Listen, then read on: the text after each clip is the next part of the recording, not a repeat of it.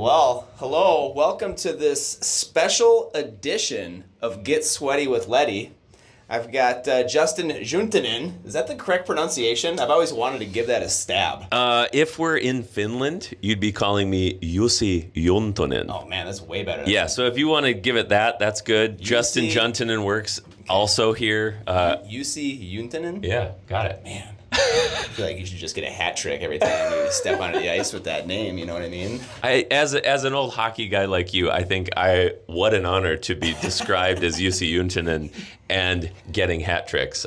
So fun to have you here. We're on Lake Superior today with a pretty epic sauna that's just steps away from, I think, the world's best cold plunge right over there. I think the nail on the head right there. Yep. And when you said that we were going to have an opportunity to take a sweat in a sauna that you built so close to the lake right here, I had to jump at the opportunity. You've never turned down the offer of taking sauna together with me, which is one of the many things I love about you, Josh. That is in fact, matter of fact, that is how we met, was a random sauna occurrence. As many of you know, I like to read the newspaper, and my relationship with Justin started when I read an article about Cedar and Stone and the ice sauna that you did like 5-6 years ago out on the lake. Is that right? This episode will be full of weird random sauna occurrences. You're right. Yes. Yes, we have for a number of years done a thing that only up until then had been done in Finland, which was harvesting ice out of frozen lakes to build walls, to make a sauna, and we have built 3 now, ice saunas, 18 inches thick walls. It is like it's like stepping into a giant ice cube. That's a thing that gets some press, and so people wrote about us, and you read an article and found out about us. But then, the fun part was not that you read about us in the newspaper, it was the fact that we were both in Asheville, North Carolina, for very different reasons. Yes. You were down there, brewery touring with your wife, hanging out. We were down there bringing a mobile sauna to a client, and we had it parked outside this awesome bathhouse down there, Sauna House. If you're in Asheville, go check out good breweries and go to Sauna House. Yes, do all of that. And when we were there, in walks Josh and Melissa across the sidewalk, and they're like, wait a sec, Cedar and Stone? You guys from Minnesota? We're from Minnesota. What the heck are you doing here? And we spent the day taking sauna together, jumping in cold plunges together, and that was...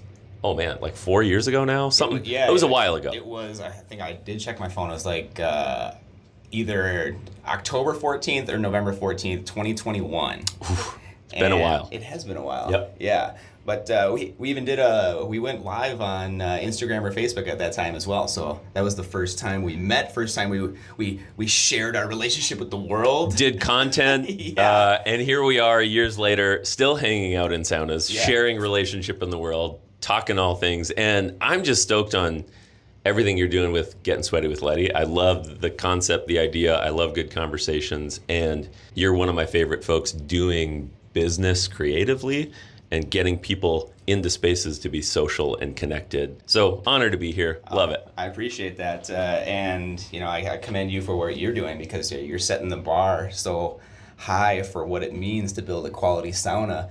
And when you have this as an example of what it can be like to relax, be communal, fight pain, this is just the epitome of it. So great job for doing what you do. Hey, thanks. It's a joy. It's a joy, and a lot of hands make this real. Yeah. And I would say as business owners, sort of that focus on vision and what are we trying to do. Yeah, we've always cared deeply about quality and excellence and craft. So our team builds these and sends them all over the country, and we host tens of thousands of people for sauna in a bunch of different places. Yeah, it's like, I guess with my Jussi Juntunen Finnish name, it's like carrying on the bloodline in some pretty cool ways. Yeah, you are. And the fact that you're doing it up in Duluth, the fact that you are, just a leader in the industry is testament to the quality and care that you're putting into the product. So now let's talk about pain. Because we do cool stuff together, all that. But I think, Josh, one of the things I'm really inspired about is how your story involves not just, good connection. It's the drama and the importance of the difficult stuff. Right. That I think weaves into sauna a lot. How do you want to kick this off for us? Yeah, I guess sauna has been a part of my life for over 20 years, right? And I didn't realize when I was 19 and after my second ACL surgery that, sauna was going to be such an integral part of my recovery and my path to wellness. There wasn't a ton of books, or there wasn't a ton of information in the early 2000s about the benefits of sauna. It was just something the Finnish did, and me being a hockey player, I could relate to that a little bit more, and I enjoyed it. But after I would work out, as I was getting healthy, I wouldn't get excited about going to work out or going to get healthy. I was excited about the sauna afterwards and how I felt. And it was just the perfect, ending to a workout and how it would make me feel. And then I would continue to battle, pain, because pain is an everlasting thing for me. I've been living with it for over 30 years. It wasn't until really I kind of got back into my life, or you came into my life with Cedar and Stone, that I was reinvigorated with sauna and what it meant to my life. And at that point, it's been kind of a full bore approach for me to understand what the sauna can do for pain, not only physically but mentally, just the decompressing capabilities that it has being in the sauna, the communal aspect, the sharing of things in the sauna. You have conversations that you aren't able to have outside because people are distracted by their phones, or they're distracted by what's going on in their life. Preach, Josh, preach. It's the real stuff that some people miss when they just think health benefits for sauna. Mm-hmm. Yep. Yeah, they think that, we're just going to the sauna, we're going to sweat out the toxins, right? Well, sweating out the toxins is just a small component of what the sauna is. You're flushing the system, you're unclogging the pipes, you're moving inflammation and flushing that through so that your body can process it and get on to the next. And hopefully when you're getting onto the next, you're continuing to improve yourself. You're not just playing this game of back and forth and using sauna or one particular wellness modality as a crutch. It's a combination of things, and sauna is that perfect harbinger for creating a new combination. I want to hone in on this concept of pain, because you are the guy who wrote the book on it, and you are caring about sort of this chronic pain piece, and it's the thing that it's hard to see on Instagram because everything looks a little shinier there. It's easier to see the health benefits. And I would argue that there are multiple different kinds of pain. Mm-hmm.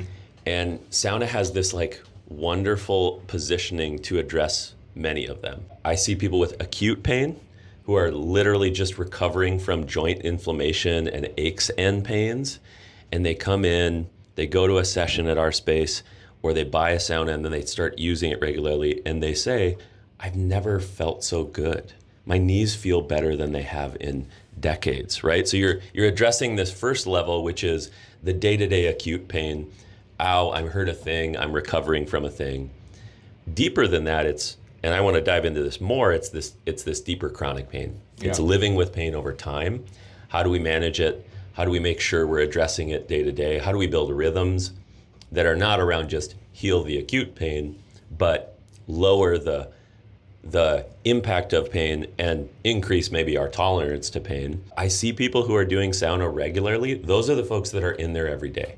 Those are the folks that are saying, this is so important to me. It does help me sleep better because I'm doing it. And the two areas of pain that I see most people don't talk about, or they don't understand as much, are these more psychological and social aspects of it. Mm-hmm. And one is the fact that we are whole-bodied beings. We aren't just thinking things. We are human beings fully. And that physical nature of being in our bodies, being in the heat, being in the cold plunge, is much more than the process of, I went to the gym and I did 10 minutes and I got a little sweaty and now I don't know what to do. For me, sauna is it's a verb. It's this process. It's this ritual, hot, cold, rest, rehydrate, repeat. Mm-hmm. And I have never once seen somebody go into that space, do that cycle a few times, and come out with less joy and less pain physically, but also less pain sort of emotionally and psychologically. We are truly dumping endorphins and neuroepinephrine and dopamine in our brain. It's the good drugs. It's the natural sort of components that we're built for and wired for to do when we're doing sauna. And you feel good for the rest of the day. I mean, riff on that with me for a minute before we get to pain level 4. Has that been true for you, finding this, starting to integrate this, that sort of psychological wellness and removing of that pain. 100%. You know, like if I'm going to, like I don't go to the gym and work out anymore. I've changed my habits because my schedule doesn't really allow for it. Yep. But what I appreciate sauna versus going to the gym is sauna is more of an intentional approach. Yep. Whereas if I'm at the gym, I will be distracted. Yes, I'm going to get some reps in, but will it be completely focused the whole entire time? No. But if I'm in a sauna, that is an intentional time where I can be focused on myself. I can reflect. I can think, is my body in pain? Am I feeling good? What do I have to do next? And when that's built into your routine, whether it be in the morning to start your day or whether it be in the evening to wind down, having that component as a part of my schedule options just makes you feel good, you know, because you know that there's a blanket of wellness just waiting for you to help you reset and get back to that homeostasis level where you can function properly. Yeah. And those are the things that people, it's a slower pain. Yeah. It's a quieter pain. We got to keep addressing it. It's not I sprained my ankle, I need ice. It's, man, the mortgage is really weighing on me right now. The economy is really weighing on me right now. My family's health is really weighing on me right now. The job expectations are really weighing on me right now. And what are our outlets to manage, to modulate, to heal pain there? I think sauna fits really well in that for a space to help us unlock a little bit of these better sort of experiences, but truly lift the weight off our shoulders. Yeah. There's an old Finnish proverb from one of the kind of long-standing Finnish presidents. I'm going to say some more Finnish names here. Please, lay it on me. His name was Urho Kekkonen. Yes. He was kind of like the JFK of Finland. He was like a big presence. Lots of people knew him. Lots of people loved him. And he talked about sauna not as this opulence, like so often Americans think about it. Oh, it's the spa. It's this add-on thing. Yeah. His quote was, "Life to me without sauna, seems impossible." Life to me without sauna seems impossible, which is to say, life is really hard. We need things to help us through that. And in Finland, like Minnesota, they have long winters. Mm-hmm. They have hard winters. They are in the face of the world superpowers. They're right next to Russia and these big things. And they've always been this proud country to say, let's make it through. So much so that one of the main Finnish virtues, we think in America, it's like, you know, liberty, freedom, like pull yourself up by your bootstraps. The thing you want to be as a Finnish person is you want to have sisu. Sisu is directly translated, it's guts. Yeah. You got guts. It sort of connotes grit, determination, perseverance. But what is hard to translate directly is it's perseverance in the face of adversity. It's continual will to do it in the face of pain, whatever that pain looks like. Most beautifully, I think sisu is the ability to make it through a long winter. I love it. And that's like, if we can put people in spots where they can get through their long winters, oh my gosh, we're setting them up for resilience for anything that life throws at them. Yeah. That's the big pain. That's some of the big pain that we carry all the time, all day, every single day, but we don't talk about it enough. You know what I mean? Totally. I know exactly what you mean. Yeah, it's just the sauna is, it's a door that can unlock a path towards ease that you don't otherwise think is there. I hear a lot of people say, yeah, I've sauned once before.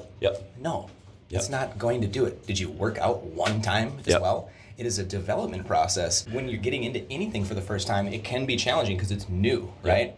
And maybe you see a result the first time, maybe you don't see a result the second time. You can't let that frustrate you because your body is now going through a process. You've introduced it to a regenerative state now, and your body is saying, hey, I like this. I want more of it. I need you to regulate the other stuff so that I can embrace this more. You know? Yeah, and it is truly dose dependent. When we look at the research, the modern science, I'm always like, yes. And I would argue the science is catching up to the cultural wisdom. Finns and the Nordic countries, they didn't do this every so often. It wasn't a special occasion. It was people who used it weekly, multiple times a week. And then the science backs this up. The science says, if you want impact on this thing, just like eating right, sleeping well, exercising, it's not do it once and you're healthy. It's do it more and you feel better and you increasingly get the benefits. So if we carry that out, it's how do we create lifestyles and spaces where it makes it easy to do this wellness shouldn't be overwhelming. Mm-hmm. And more people get into this space, they think, oh my gosh, I have now a checklist of to-dos that's like a part-time job of my yoga, my stretching, my breathing, my next steps, my cold plunge, blah, blah, blah. Okay, I get it. Do those things. And can we do them in a way that's just as easy for you as a busy business owner, that's just as easy for the man or woman who's in their 50s, 60s, 70s, where it's really hard to get out on a bike or to do something active, where they can come in here and get a quick cardio workout. Yeah. And it's just as easy for the people who feel lonely and disconnected to come into a safe space and get to know people, which is a preview on pain level 4. But we're going to leave them hanging because we need to go jump in. We do. I am hot. We're going to go jump in Lake Superior right and talk about pain level 4. You won't want to miss this. Quick break. We're also going to talk about just when sauna got back into my life and my personal experience with that and how it was so effective. I removed it for a little bit because of the nature of the beast. And then when it came back, how great it was. So we'll talk about that too. All right, Lake Superior, here we come. Let's back go. soon in the sauna.